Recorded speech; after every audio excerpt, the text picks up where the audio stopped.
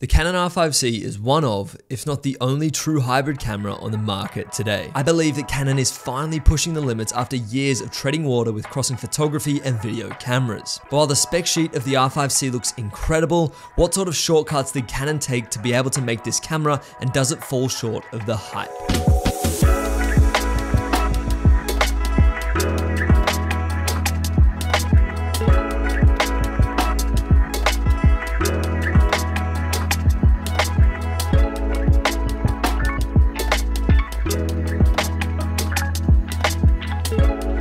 Hey guys, and welcome to a brand new video. My name's Zach, and today we're diving deep into the R5C. Is it good? Is it bad? Is the battery life really this poor? What is the video like? All your questions answered in today's video. So without further ado, let's dive in. All right, so first on the chopping block is the photo capability of this camera. This is gonna be a quick one. The photo capability is 100% identical to the Canon R5.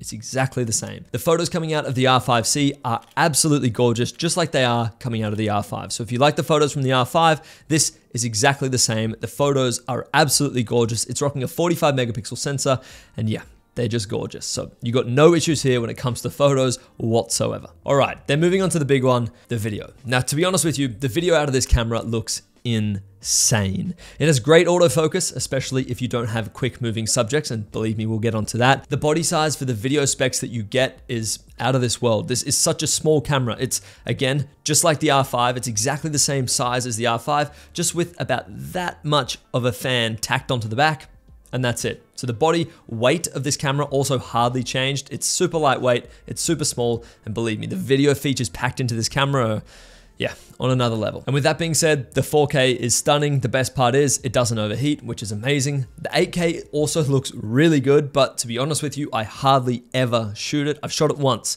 and my laptop did not like me for that. For Canon, the video features on this camera are out of this world. Seriously, there's custom buttons everywhere. You've got waveform, histogram are on all cameras. You've got false color, you've got a full cinema menu, and the best part about this camera is no video record limits.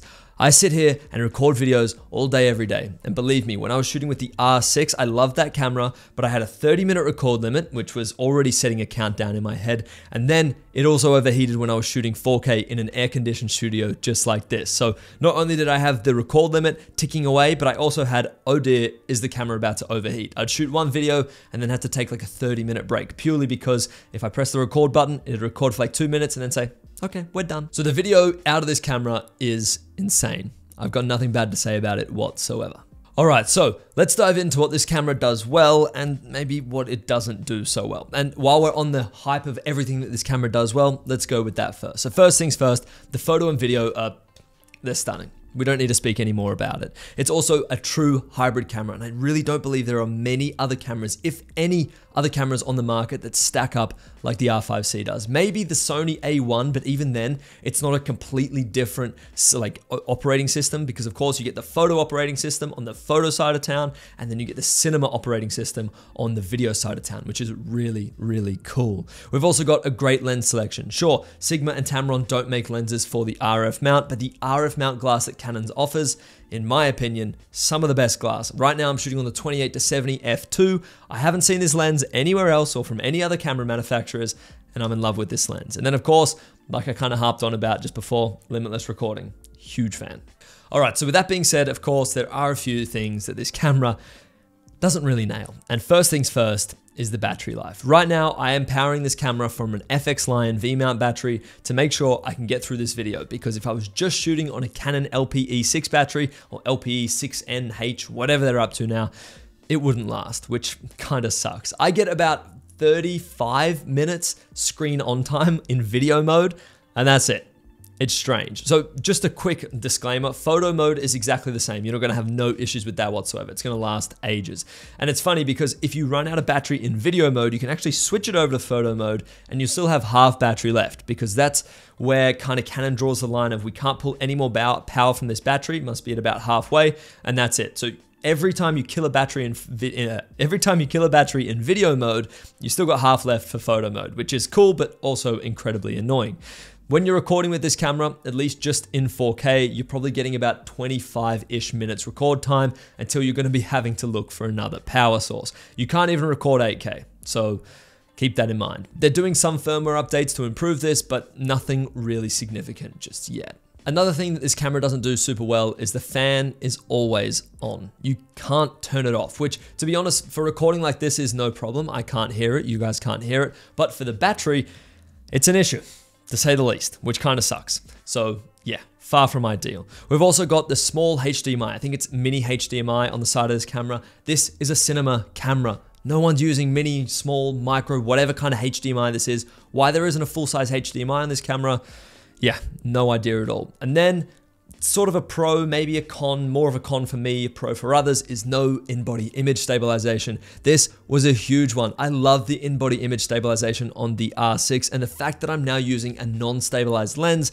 kind of sucks a little bit. Now, of course, you can get some really cool results from this, especially handheld, immersive shots, bringing people in, really kind of giving so much feeling to your shot. But I love being able to shoot smooth handheld shots, and I hardly work with a gimbal, especially with this camera setup. It's giant, so it doesn't fit on most gimbals, which kind of sucks, but I love it anyway, so I'm not changing my ways.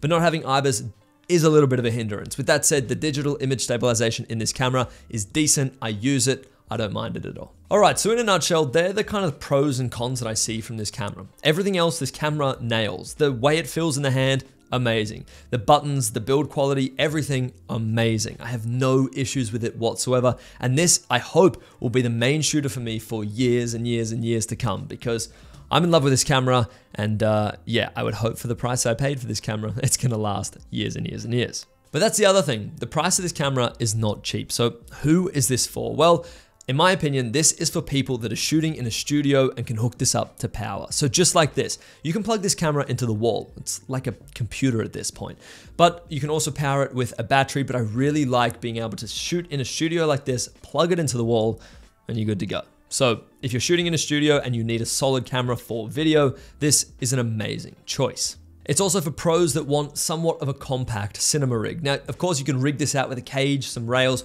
put a V-mount battery on the back of it, and you're good to go. That's amazing. And it's still gonna be way smaller than a lot of other cinema cameras. When you look at the small red cameras, when you look at the Sony FX6, for example, sure, they're not comparable in one, like they're not side-by-side comparison, but if you do want a small cinema rig, the R5C is a great choice. And then maybe a little controversial, but I definitely fit into this category, travel creators. I think this is an amazing travel camera. And sure, while the battery life sucks, which is a huge kind of component to a good travel camera, I don't mind having this FX Lion V-mount battery in my pocket while I'm running around and connected via USB-C. I've got no issues. Being able to shoot amazing looking photos and insane video in one body saves a lot of space in your bag, saves a lot of time switching cameras. I'm a huge fan. All right, then we're moving on to who this camera isn't for. Now, the price. Not many people are gonna be able to justify this camera. If you're a beginner, steer away. It's not for you. And that's just how it is, right? This is an expensive body. There's no other way around it. If you can't afford it, if you can't justify it, don't spend out of your means, don't get it. If you're working professionally and you're taking on one job that can cover this completely, boom. It makes no sense to not have it, especially if you're looking at it. I love this camera. So if you can afford it, go for it. If not, don't stress. And also, if you don't fit into any categories that I mentioned in who this camera is for, then it's probably not for you either. This is a unique camera, to say the least, believe me. And it does take a little bit of time to get used to things, especially, you know, let's say you're a vlogger and you don't want to deal with a cinema OS, then don't get this camera. It's just not worth it. And then if you're sitting here thinking to yourself, well, Zach, I want something similar to this. Well, here are a few other recommendations for you. You've got the R6 and the R6 II, great cameras, incredibly good cameras, and especially the R6 II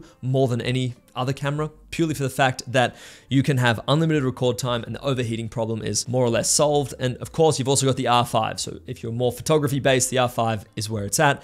You've got pretty much every Lumix camera. You've got the Lumix GH5 II, the GH6, and the S5H2X. I don't know the name of it off by heart because they're getting really long, but either way, all Lumix cameras are dominating. The A7S III, great. The FX3, also a really good choice. These both have better battery lives than the R5C, but they do struggle with photography, especially the FX3.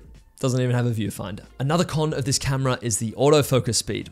It's pretty slow. I've got this thing jacked up to the highest speed possible, and I was having people zoom past me on a boat on a recent job out in Thailand, and I couldn't keep them in focus. kind of sucked. So keep that in mind. If you need super fast action moving on and you need focus to be updated all the time, the Cinema OS in video is just not up to scratch. If you're shooting photos, you'll have no worry. And that's it, guys. That pretty much wraps up my Canon R5C review, at least in 2023. We'll see if this camera drops in price. We'll see what other cameras get released in the upcoming months or years, and I'll probably make another video just like this. But I've been loving this camera. I've been shooting with it for, oh man, the last 7 or 8 months now. And I'm in love with it. I purely, truly love this camera. And like I said, I hope it lasts me years to come. With that being said, guys, thank you so much for watching, and I'll catch you in the next one. Peace.